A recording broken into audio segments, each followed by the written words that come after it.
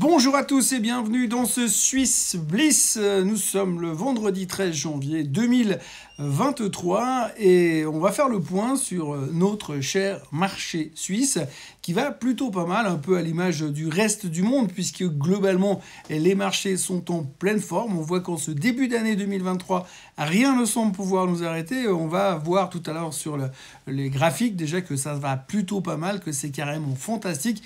Il a même commencé à neiger pour de vrai, donc c'est plutôt marrant. Bref, en gros, tout va plutôt pas mal. Il n'y a que des bonnes nouvelles. Et on va tout de suite faire le point macro-micro, un petit peu sur tout ce qui s'est passé, non seulement en Suisse et dans le monde à notre connaissance. Et puis, on va faire notre tour habituel. Regarder quels étaient les titres les plus en vue cette semaine. Et puis, revenir aussi sur notre petit portefeuille Swiss List pour voir comment ça se passe. Un peu, on va dire, pas trop mal par rapport à ce début d'année, comme je le disais, donc en fanfare.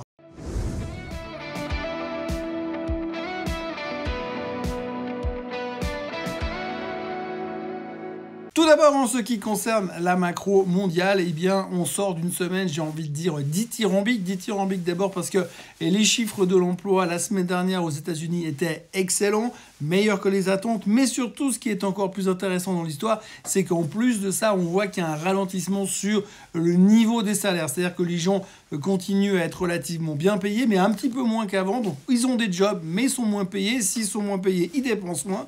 S'ils dépensent moins, c'est moins inflationniste. Donc, c'est plutôt positif pour ce que devrait faire la Fed plus tard. Et puis après, si on continue sur le reste, on a aussi eu des chiffres de l'ISM qui sont en léger ralentissement.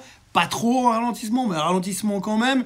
Et puis pour terminer, et bien évidemment, on en a parlé ce matin dans le Morning Bull Live, le CPI, l'inflation continue de descendre. C'est sorti pile poil dans les attentes, je ne reviens pas là-dessus. Si vous voulez avoir les détails, je vous conseille de voir la vidéo que j'ai publiée un peu plus tôt ce matin, vers 8h30, 9h moins quart. Et vous verrez, il y aura toute l'explication du CPI. Mais ce CPI est effectivement la porte ouverte à toutes les fenêtres pour que la Fed puisse commencer potentiellement à avoir des comportements qui vont nous plaire beaucoup plus à nous, investisseurs en actions, puisque fondamentalement, on voit que l'inflation est sous contrôle, l'inflation ralentit, l'inflation est sur un trend descendant, mais à côté de ça, on a une économie qui continue à se comporter relativement bien, même carrément très très bien pour l'instant.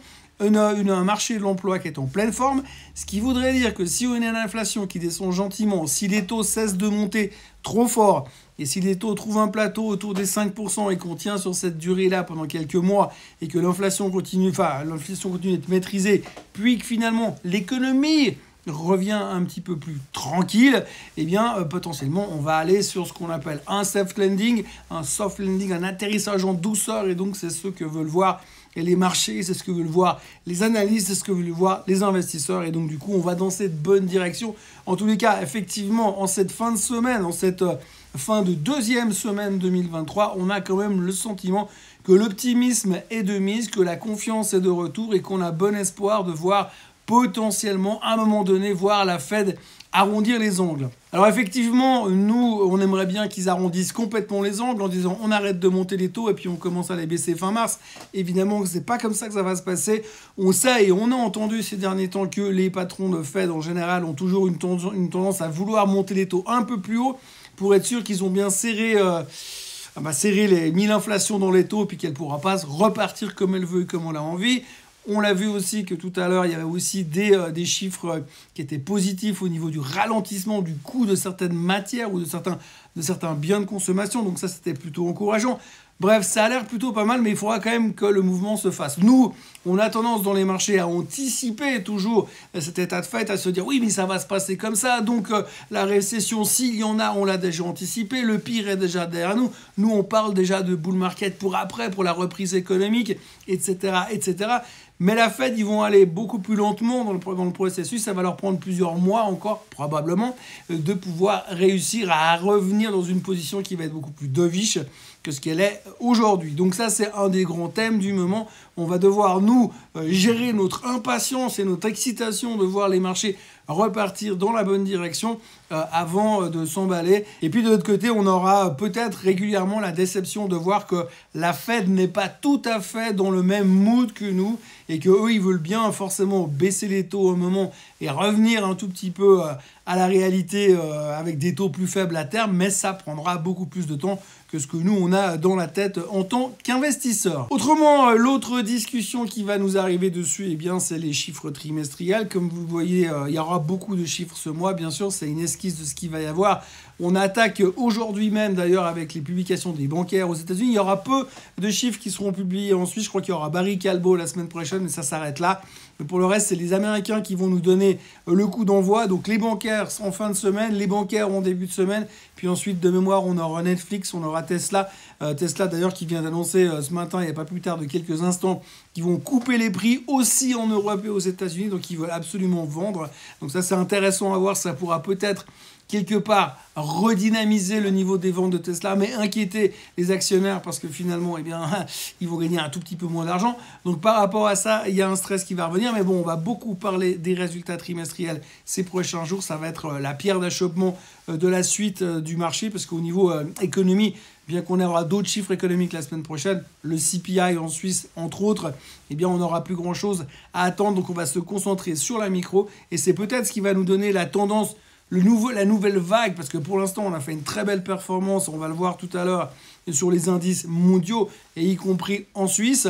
Quand on se souvient, les perspectives que les marchés avaient ces derniers mois pour l'année 2023, pour certains, on a déjà atteint les niveaux qu'on attendait pour toute l'année, donc ça va être très très difficile finalement de continuer dans ce mouvement-là. Quel est le catalyse qui pourrait nous permettre de repartir à la hausse pour la deuxième partie, pour les 11 mois et demi qui nous restent en 2023, eh bien peut-être qu'une des pistes sera à regarder, observer les résultats trimestriels qui vont nous tomber dessus, parce que là on va voir vraiment comment les sociétés vivent ce changement de paradigme économique avec de l'argent qui n'est plus aussi bon marché qu'avant et finalement des sociétés qui vont devoir commencer à lutter un peu plus, surtout pour celles qui ne payent pas de dividendes, surtout pour celles qui comptent sur cet argent pas cher pour pouvoir se financer dans des développements technologiques futurs. Donc évidemment tout le secteur de la tech, vous l'aurez bien compris.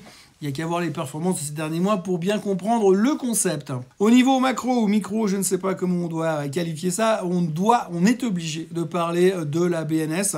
Alors la BNS, on le sait tous, c'est le plus gros hedge fund du monde quasiment, parce que c'est pas forcément le même type de banque centrale que les autres. Ils ont des positions hallucinantes dans à peu près tout et n'importe quoi.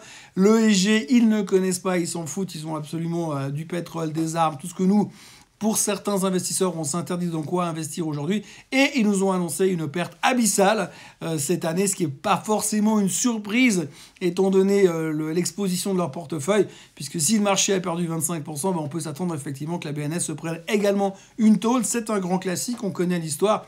On ne va pas décortiquer la chose encore et encore parce qu'à la fin, de toute façon, ça ne change pas la face du monde et ça ne va pas changer la face du monde. Mais voilà, encore une fois, la BNS fait parler d'elle. Encore une fois, ce sera polémique. Encore une fois, dans 15 jours, on aura oublié le sujet. Et encore une fois, dans 15 jours ou dans 3 semaines, on se souviendra qu'il n'y aura pas de distribution de bénéfices cette année pour les cantons et que ce sera peut-être un problème pour certains. Mais si le marché rebondit, comme il est parti à la hausse en ce début d'année 2023, eh bien probablement dans quelques mois, on se dira « Ah, la BNS a fait des superbes résultats, c'est fantastique, youpi !» Si l'on regarde les performances de la semaine, alors effectivement, eh bien, on voit déjà la première chose qui frappe, c'est qu'il y a quasiment rien qui est en rouge sur la semaine. On notera que même le Nikkei, s'il y a des craintes de hausse des taux aujourd'hui au Japon, tout le reste est en hausse, plutôt intéressant du côté surtout Europe de nouveau, puisqu'on voit que le DAX prend 3%, que le CAC est en hausse de près de 2% encore une fois cette semaine. Si on regarde sur le début de l'année, sur le year to date, on peut même voir que le CAC a pris 8,05%, le MIB en Italie plus 8,74%, donc comme je le disais avant, début d'année en fanfare sur les marchés européens, et 10% de rebond depuis le début de l'année sur le Hang Seng à Hong Kong. Donc on voit un peu que les marchés américains sont en retrait par rapport à ça. Le SMI s'en sort pas mal avec 1,69% de hausse jusqu'à ce matin, et puis 5,63 depuis le début de l'année sur le SMI. C'est assez positif et assez motivant pour être signalé en ce moment, donc ça va plutôt pas mal. Et puis on voit aussi, si on regarde tout en bas du graphique sur la zone weekly, en fait qu'aujourd'hui, eh bien, on voit qu'il y a un regain d'intérêt sur le secteur des semi-conducteurs et un regain d'intérêt sur le Bitcoin. Donc ça veut dire aussi que l'appétit au risque des investisseurs est en train de revenir au premier plan et c'est plutôt positif pour les marchés financiers. Ça veut dire aussi qu'on est prêt à prendre plus de risques, qu'on est prêt à croire que finalement le pire est derrière nous. Donc ça corrobore un petit peu les indications qu'on a eues au niveau de la macro, que ce soit au niveau du CPI ou des chiffres de l'emploi américain.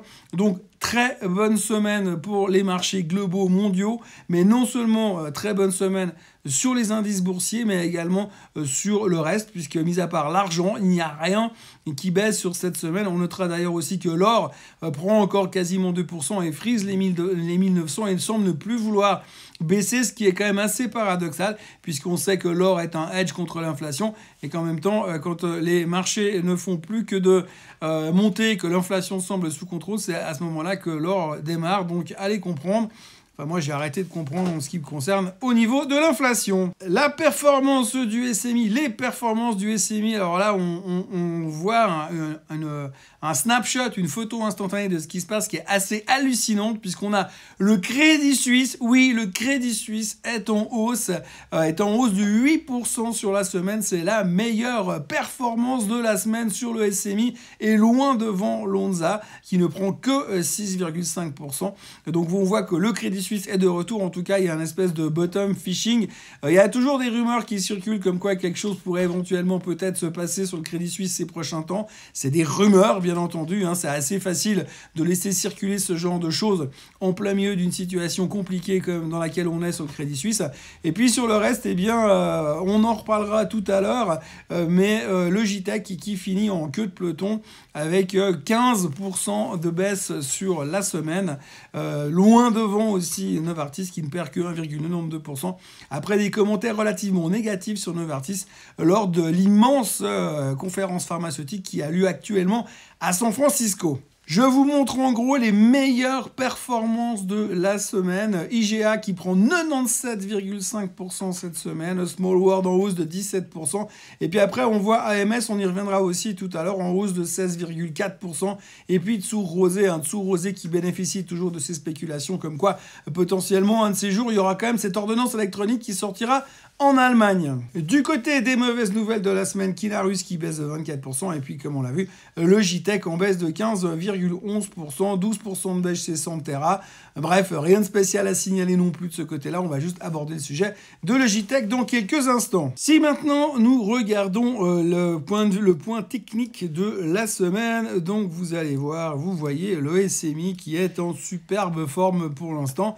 Nous sommes à 11 330 sur l'indice suisse. Franchement, on n'aurait pas parié là-dessus il y a encore 10 jours en arrière. 600 points de hausse quasiment depuis le 31 décembre. C'est quasiment hallucinant. Il n'y a plus grand-chose pour nous retenir d'un point de vue technique puisqu'on avait ces zones-là dans la zone des 11 250 qu'on devait casser qui ont été cassées. Et maintenant, on va repartir à l'assaut de je ne sais pas quel ancien top, mais probablement les 11 750. Il n'y a pas grand-chose qui nous empêche d'aller plus haut. C'est clair que les stochastiques sont clairement surachetés pour l'instant. La bonne nouvelle, c'est qu'on est en train de préparer la cassure. On a cassé successivement et en l'espace de 3 jours, la moyenne mobile des 50 jours, la moyenne mobile des 200 jours. Aujourd'hui, on est en train de préparer le croisement des moyennes mobiles 50 et 200 pour nous amener sur une Golden Cross. Donc la tendance du SMI pour l'instant, d'un point de vue technique, elle est clairement à la hausse et on voit pas bien comment est-ce que ça pourrait changer d'environnement à moins que tout le reste du monde change de direction. Vous le voyez, tout va pour le mieux dans le meilleur du monde sur le SMI. Et puis alors, le champion du monde, s'ils n'ont pas été champions du monde de foot cette année, ils sont champions du monde des marchés boursiers en tous les cas en ce début d'année 2023. Le CAC 40 qui explose littéralement. Vous voyez, il y a eu un jour de baisse sur le CAC depuis le début de l'année. Ça n'arrête pas de monter. Là aussi, un stochastique clairement suracheté, mais on a tout pété, on s'éloigne très très loin de la moyenne mobile des 50 jours. Alors faites quand même attention parce qu'on voit que historiquement, quand le CAC 40 s'éloigne de la moyenne mobile des 50 jours, comme vous le voyez ici, où on s'est éloigné quasiment de 500 points entre la moyenne mobile des 50 jours et le top du marché, eh bien le marché revient à un moment donné back to the mean, donc revient sur la moyenne mobile. Donc il peut y avoir quand même à un moment donné un retour en arrière. Il faudra quand même justifier quelque part les catalystes. Alors on sait qu'un des catalystes principaux, c'est l'explosion du luxe un peu partout dans le monde. En tout cas, le CAC nous offre une configuration excessivement spectaculaire. Le prochain objectif, 7352.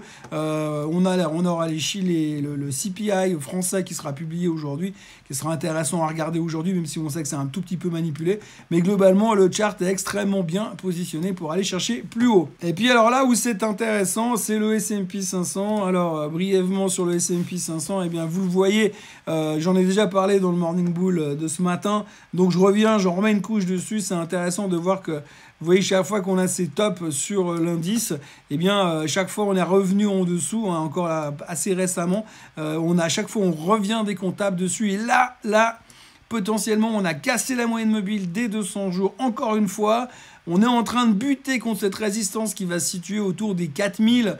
Donc on aimerait bien clôturer dans cette zone-là, autour des 4040, 4050. Si on pouvait faire ça ce soir, ce serait merveilleux. Ça nous permettrait d'ouvrir en base weekly finalement cette potentialité de casser cette résistance. En revanche, si ça ne se produit pas, effectivement, alors là, tout le monde va voir un retour sur les 3750, puis alors après, un retour potentiel sur les 3600 sur cet ancien support et qui date quand même d'octobre l'année passée. Donc attention de ce côté-là, on a l'air extrêmement bien positionné. Quand on regarde l'optimisme des marchés, j'ai envie de croire que c'est dans cette direction qu'on va aller, hein, mais il faut quand même se méfier parce qu'on sait qu'il va falloir un petit peu plus de catalystes pour démarrer tout ça. Et le catalyste, à mon sens, viendra des publications trimestrielles qui seront annoncées progressivement ces prochains jours. Comme on le voit encore une fois sur ce tableau, vous voyez qu'il y aura du monde au balcon durant ces prochaines semaines. Donc on n'a pas encore fini de rigoler, mais ce sera très important de se concentrer là-dessus. Dans les titres de la semaine, eh bien, on va commencer tout de suite avec le pire de la semaine. Un des pires de la semaine, c'est Logitech. Donc Logitech qui a plus ou moins préannoncé des chiffres catastrophiques, une baisse des revenus de l'ordre de 30%, une baisse des bénéfices, bref, c'est la catastrophe. C'est une grosse déception, grosse déception chez Logitech. C'est compliqué en ce moment, c'est compliqué dans l'économie. C'est clair que c'est ce genre de périphérique informatique, c'est pas ce que les gens ils vont acheter le plus vite possible et le plus, c'est pas ce qu'ils mettent en priorité dans leur liste d'achat quand vous avez beaucoup d'autres choses qui ont été multipliées par 3 ou 4 et donc il va falloir déjà commencer à bouffer avant d'aller acheter des souris ou des micros. Donc du coup, eh bien, un gros ralentissement chez Logitech, c'est une mauvaise surprise. Le titre s'est fait littéralement massacrer. On peut s'attendre maintenant à une vague de downgrade sur la valeur. On n'a donc pas fini de rigoler sur Logitech et franchement, quand on regarde le chart aujourd'hui, ça ressemble plus à grand chose. On avait une belle tendance qui se dessinait, mais maintenant ça se ressemble vraiment plus à rien et ça fait un tout petit peu peur. Regardez ça. Voilà, donc techniquement, que vous dire de plus là-dessus? Comme je vous le disais avant, superbe tendance haussière qui a littéralement explosé, moyenne mobile cassée du premier coup, donc c'est très moche, les downgrades qui vont arriver. J'ai bien peur que Logitech va retourner au plus bas en direction des 43. Je vois pas quel serait le catalyste immédiat pour la faire remonter dans cet environnement. Si tout le monde commence à nous dire que les chiffres sont pourris, que les gens consomment moins et que tout est en train de ralentir, eh bien c'est pas forcément de bon augure pour Logitech. Et franchement, eh bien en analyse technique, il y a un terme qui désigne ce genre de chart. Ça se dit dégueulasse. Du côté bonne nouvelle, parce qu'il n'y a pas que des mauvaises nouvelles au niveau des chiffres. Alors là, c'est pas une question de chiffres, mais c'est plutôt une question de perspective. On a ASM encore elle. On a AMS encore elle, Osram, qui revient de nouveau cette semaine. On en parlait déjà la semaine dernière. Le graphique était plutôt pas mal. Il y a beaucoup de rumeurs et beaucoup d'espoir là-dessus. Ça revient principalement avec la connexion qu'ils ont avec Apple. Apple est en train de faire un gros coup de sac au niveau de sa structuration. Apple est également en train de faire des nouveaux produits. On entend parler d'un casque à réalité virtuelle. On entend parler d'un touchscreen sur les Mac. Donc forcément, ça met un peu d'engouement. Alors les Mac avec un touchscreen, c'est pour 2025, donc pour l'instant on a encore un peu de temps, mais visiblement ça crée un peu de spéculation sur des boîtes comme Osram qui pourraient être gros bénéficiaires de ces nouveaux produits à venir sur Apple. et potentiellement ce grand coup de sac dans la structuration de la production des produits Apple ces prochains temps. Donc, gros enthousiasme sur AMS qui nous donne ça sur le graphique. Donc je crois que je vous le disais la semaine dernière, il y avait un gros risque potentiel de voir le titre exploser en direction des 10-12 francs suisses. Pour l'instant, c'est un peu le chemin que ça prend. Alors ça veut rien dire d'un point de vue technique parce que ces hausses verticales basées sur de la spéculation, c'est pas forcément très très rassurant. Mais comme je vous le disais, hein, on s'approche d'un croisement de la moyenne mobile. Ça veut pas dire qu'elle va aller directement à 12. Mais elle pourrait nous faire un truc de ce style-là pour essayer de continuer dans la bonne direction. Surtout que, comme je vous le dis, les spéculations qu'on lance sur Apple, c'est des spéculations à long terme. Et donc, si ça continue à tourner comme ça autour de Osram, de AMS, et que ça continue à motiver les gens, eh bien, on a encore un joli potentiel à la hausse sur le titre. Petit détour par Temenos qui retrouve quelques couleurs hein, après des mauvais chiffres, après des déceptions, après des multiples rumeurs de takeover. On voit que ça repart gentiment à la hausse. On a appris cette semaine que Temenos avait quand même annoncé, enfin plutôt BlackRock a annoncé qu'ils avaient pris plus de 5% de participation dans Temenos. Ça ne veut pas dire qu'ils vont faire un takeover, mais en tous les cas, ça motive un tout petit peu. Donc on a un petit rebond ces derniers temps de 50 à 57. Ça retrouve un tout petit peu des couleurs. Évidemment, si ça continue à se comporter comme ça, il va aussi y avoir des rumeurs qui vont revenir. Et puis on peut espérer que ça s'excite un petit peu. Mais pour l'instant, on est bien loin de nos histoires de rachat par les fonds, des fonds de private equity. Puisque je rappelle qu'à l'époque, c'était dans cette phase-là, finalement, où on pensait qu'ils allaient se faire racheter. On était bien loin des 50 où nous sommes aujourd'hui. Donc affaire à suivre, mais un petit peu de baume au cœur pour les actionnaires de Temenos depuis quelques jours. La folie furieuse sur les bancaires, hein, UBS Group qui s'envole, explosion depuis quelques jours. Le titre est passé de quasiment 17 à 19 en quelques jours. À noter au passage que Goldman Sachs a upgradé l'UBS et se montre plus optimiste sur l'avenir de la banque suisse. Au passage, je vous montre le graphique du Crédit Suisse, c'est pas très représentatif, mais on voit quand même qu'on est passé de 2,60, 2,70 au pire de la crise pour aller chercher cette moyenne mobile des 50 jours. Ça veut pas dire beaucoup techniquement pour l'instant, mais comme je vous le dis, il y a quand même 2-3 rumeurs, 2-3 spéculations qui circulent à droite et à gauche. Toujours au niveau des upgrades, on citera au passage Geberit, qui a été upgradé de underperform à hold ou un truc comme ça, c'est pas non plus un strong buy, mais c'est Goldman Sachs qui l'a fait, donc ça met un petit peu de baume au cœur aux investisseurs. Là aussi, très bon début d'année sur la société de Sanitaire, qui est d'ailleurs dans notre portefeuille Swiss Bliss, sur lequel on va revenir dans quelques minutes. Et puis alors, on revient dans le chapitre mauvaise nouvelle, ça c'est Arbonia. Arbonia qui a annoncé des chiffres décevants, qui a annoncé des gros problèmes au niveau des matières premières et de l'énergie qui leur coûte beaucoup d'argent. Et donc cette semaine, c'était un petit peu le bain de sang sur Arbonia, qui est passé de 14 au plus haut à 12. Vous voyez que la journée de l'autre jour a quand même été spectaculaire parce que ça veut dire en haut, en bas, tu sais pas où tu vas. Quand on a cette espèce de candlestick qui va tout en bas, tout en haut et qui finit au milieu, ça veut vraiment dire qu'on n'a aucune idée. Mais en tous les cas, les commentaires qui ont été faits par Arbonia n'étaient pas extraordinaires. Alors néanmoins, on est quand même en train de se rapprocher d'un croisement de moyenne mobile 250, ce qui veut dire Golden Cross.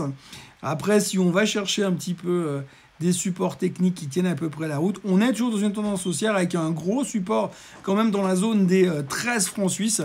Et sur repli, peut-être qu'il y a de l'espoir, mais en tous les cas, quand on regarde simplement le communiqué de presse d'Arbonia, ça donne juste envie de se barrer en courant. Et puis alors, on termine avec le portefeuille qu'on avait construit en fin d'année, hein, donc nos 5 titres que j'avais présentés. Alors Roche retrouve gentiment, peut-être potentiellement, le niveau de l'équilibre, hein. On s'approche gentiment d'une performance positive. Il faut donc saluer encore une fois Geberit qui prend 16% et le Crédit Suisse qui prend 12,72% depuis le début, depuis l'inception de ce portefeuille. Donc c'est assez spectaculaire. Je m'attends à voir Geberit monter quand même un peu plus haut que ça, mais pour ceux qui veulent profiter du mouvement, on a quand même fait quasiment 70-80 francs de hausse sur Geberit. C'est quand même mieux qu'un coup de pied dans les fesses. Donc ça peut être une opportunité de prendre les profits. Mais l'idée reste quand même de garder la position sur un peu plus longtemps pour jouer à un move un peu plus important. Suisse Re qui a corrigé un petit peu cette semaine, mais qui nous offre toujours non seulement une performance correcte, sans oublier les dividendes énormes qui vont nous payer à un moment ou un autre. Et puis le reste, eh bien, on va continuer. Je reste convaincu qu'un jour ou l'autre, voire même cette année, on va avoir de très très bonnes surprises sur le Rush, parce que ça finit toujours comme ça. Comme disait l'autre, à la fin, de toute façon, c'est toujours Rush qui gagne. Non, c'est pas comme ça qu'on disait, mais ça pourrait s'appliquer également à la théorie du bon rush. Voilà, c'est tout ce que l'on pouvait raconter sur la Suisse, le marché suisse et ses périphériques en cette deuxième semaine de 2023. Comme vous le voyez, ça va plutôt pas mal. Comme vous le voyez, il a commencé finalement à neiger à peu près, donc moi je vais vous laisser ici. Et je vais partir skier parce que ça vaut la peine d'essayer au moins quand il y en a un petit peu. Et mis à part ça, je voudrais quand même vous souhaiter une excellente journée, un excellent week-end, une excellente semaine. Moi, je vous retrouve bien évidemment lundi matin pour un nouveau Morning Bull Live, neige ou pas neige. Et puis, n'oubliez pas de vous abonner à la chaîne Suisse Côte en français. Et puis, en ce qui concerne le Swiss Bliss, eh bien, je vous retrouve la semaine prochaine, vendredi prochain. Profitez bien et à bientôt. Bye bye!